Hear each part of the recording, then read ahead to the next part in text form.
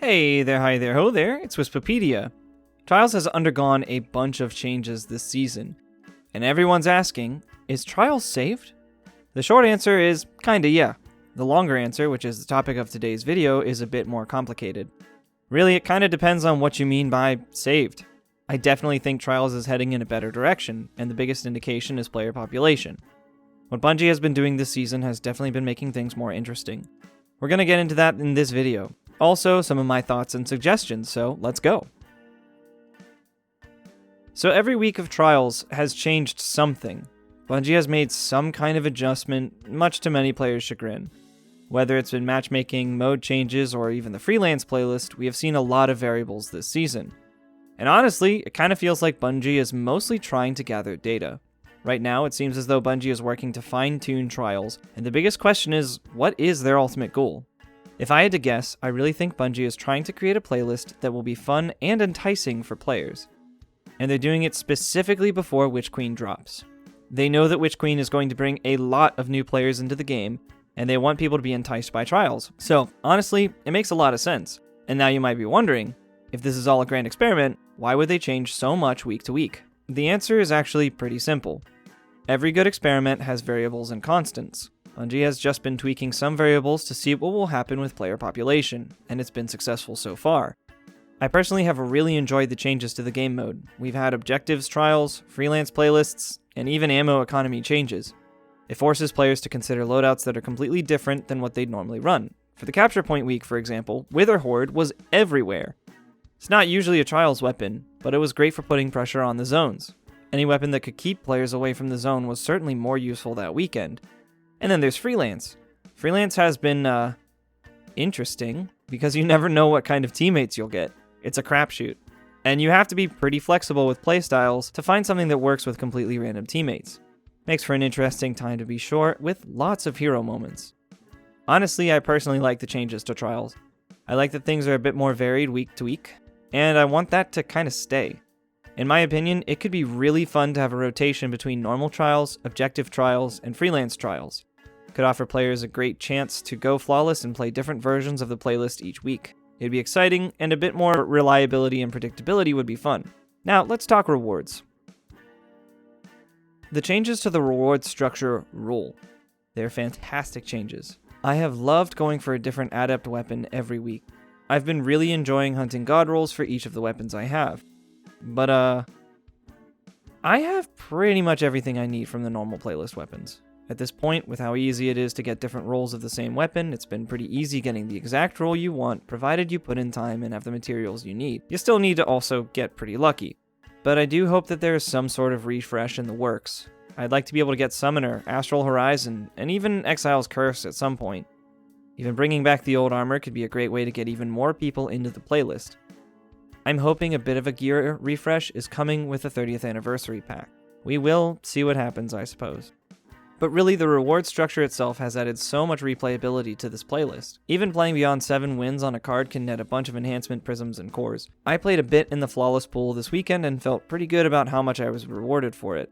If you can go flawless and stay that way, you can even get more adept drops so you can farm for the role that you want.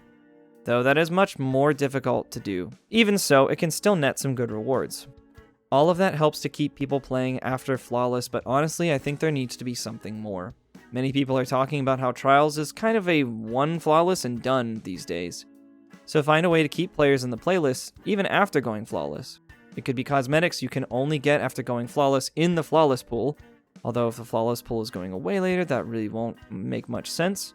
But either way, there has to be a way to keep players engaged in the playlist even after going flawless. More adept drops, more adept mods, exclusive emblems, exclusive shaders, ornaments, even exclusive weapon ornaments would be great. Maybe a long-term pursuit that unlocks cosmetics after you've gone flawless a number of times in a weekend. I don't know, giving players a tangible reason to go flawless a few times in a weekend could really bring some health to the playlist.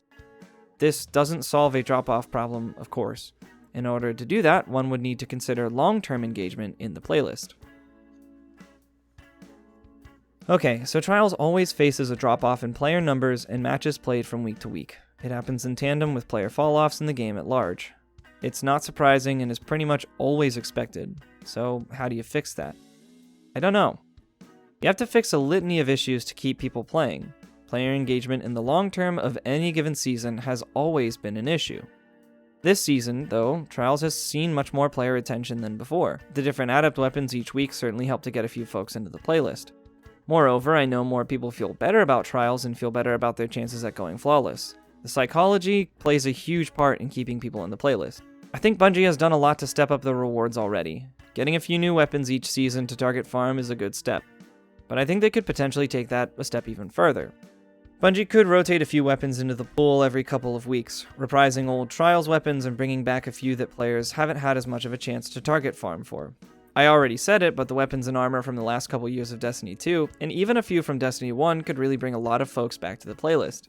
The system that's already in place is amazing. It would be even more robust if there were more weapons available in the pool. This pool could also potentially be refreshed when new perks are added in a given season, allow some of the weapons to roll with new perks. It would at least give players a reason to re-enter the playlist if they had the drops they already wanted anyway. Beyond that, there could be a type of card that's similar to the Season Pass, included with the Season Pass or even free, that keeps track of matches played, matches won, etc. that could also provide other awards in the long term. Some reward other than Flawless and Adept loot absolutely would help players to keep coming back to Trials more long term and help keep the playlist in a healthier state. The changes to Trials have made the playlist better. You can't really argue against that. I mean, BattleEye has helped. Taking a stance against recovs, sure, but the overall vibe around Trials has changed. It's inarguably better than where it was. It's less elitist than before, it's not filled to the brim with cheaters and recovs, it's more competitive, and it's more fun.